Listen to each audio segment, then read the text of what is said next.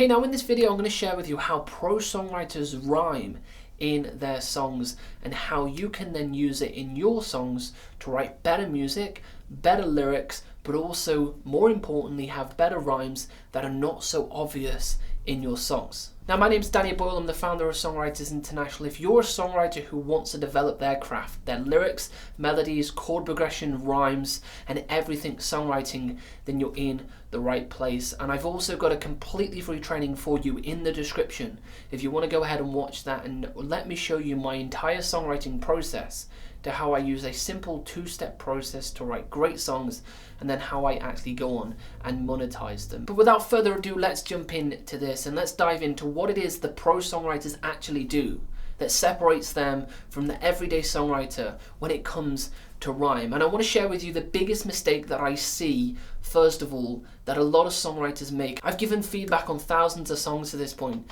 and there's one big mistake that I see in most songs when it comes to rhyme, and that is the use of perfect rhyme. Now, perfect rhyme absolutely has its place in songs, but most of the time it's overused. It's pretty much the only rhyme that a lot of songwriters are using. Now, to give you an example of perfect rhyme, it would be something like cat, hat, fat, sat. They are all what we call perfect rhyme. And what a lot of songwriters make the mistake of is either in a verse or a chorus or in both sections of the song, quite literally having the rhyme falling at the end of each line of the verse and it being a perfect rhyme. So it's like, I bought a new cat, right? So they've got the rhyme and they're going to rhyme with the word cat. And then I went and, you guessed it, perfect rhyme. So they'll continually perfect rhyme. And there's two major drawbacks to perfect rhyme. The first thing is that it's cliche and a little bit predictable. If you are using nothing other than perfect rhyme through your entire song, then the listener's gonna start seeing where it's going. It's a little bit like watching a movie and knowing how it's gonna end before you get there. You start to sell that too obviously to your listeners. And guess what they do? If they know where the song's going, a lot of the time it leads them to then leave the song. The second thing is that it really limits you in terms of what you can use. If you're just using perfect rhyme in your song, and we use those words, those examples of perfect rhyme, so if we had cat, hat, sat, fat, there's a few more in there, but it really starts to scrape the barrel. We're not really getting much more than just 5 or 6 perfect rhymes. And they're the most obvious perfect rhymes, right? Because we as humans, when we are looking for rhymes, we're going to go and find the most obvious ones that come to us in the moment. If I said to you, what rhymes with hi? You'll probably say fly, right? It's just the way that we work. So it starts to become predictable, and then we're going to quite literally run out of perfect rhymes, so it's going to become difficult. So we really limit ourselves if the only avenue we take with rhyming is perfect rhyme. Now in that example that we just went through, which was hat, cat, fat and sat, they all have the at. They have the A and the T. And that's running throughout them all. So now that we've gone through the biggest mistake that I see a lot of songwriters make, what is it that actually separates the pro songwriters from the everyday songwriters? What is it that they're actually doing instead of perfect rhyme? Yes, perfect rhyme has a place for sure, and the professional songwriters who do it every single day do use perfect rhyme in places, but they also use what we call imperfect rhymes. It's where a word shares the same vowel but not the same consonant. So let me give you an example of this. We have 3 words and they all indirectly rhyme, but they're not perfect rhymes. So we have the 3 words which are back, hand and that.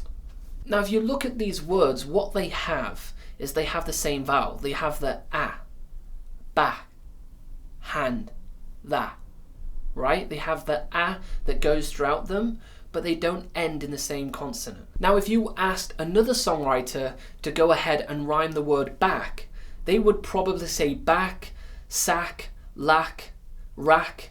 It would just be obvious perfect rhyme. But if you asked a pro songwriter, they would do exactly that. They would take that word and they would look at the vowel and they would focus on that, but they wouldn't focus on the consonant. They would change that. So it would be something like back, hand, that. Let's do another example of this, and let's say we had the word time. Now, a lot of songwriters, if you give them that word, they would say chime, prime, mime, lime. But rather than having the same vowel and same consonant, what if we then just use the vowel, right? So if we use the imperfect rhyme strategy that we're going through, that the prose songwriters use, you will find words like night, lied, life. So with those three words, we can actually start finding perfect rhymes with those. So if we looked at the word night, we would have might, fight, tight, quite. If we looked at the word lied, we would have dried, ride, pride. And if we looked at the word life, we would have knife, strife. And now what we've started to do is expand the rhymes that we have available to ourselves, rather than the most obvious rhymes that you're going to find and that's going to come to you in the moment. Like if I said to you the word time, you probably would have said the words chime, rhyme. Just the most obvious things that come to you in that very moment. So if we took that and we started to use imperfect rhyme, that's where we're going to actually expand what we have available to ourselves, so we can write more interesting songs with less obvious rhymes. And that is quite literally how a lot of prose songwriters work. Of course you're going to go and listen to songs that have perfect rhyme throughout them. That is not unnormal, but you'll also find a lot of songs will not have a really obvious rhyme that sits there for a theme throughout the song. They will switch it up with imperfect rhyme, and then they'll throw imperfect rhyme in there as well. Okay, so if you go ahead and actually start to implement this into your songwriting, but also more specifically into the way that you're rhyming your lyrics, you will see a massive change.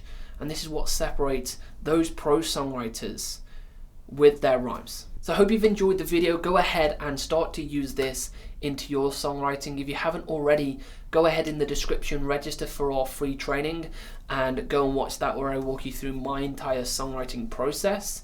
If you haven't already as well, don't forget to hit the subscribe button, drop a comment below for any other videos that you'd like to see, and I'll see you over on another video.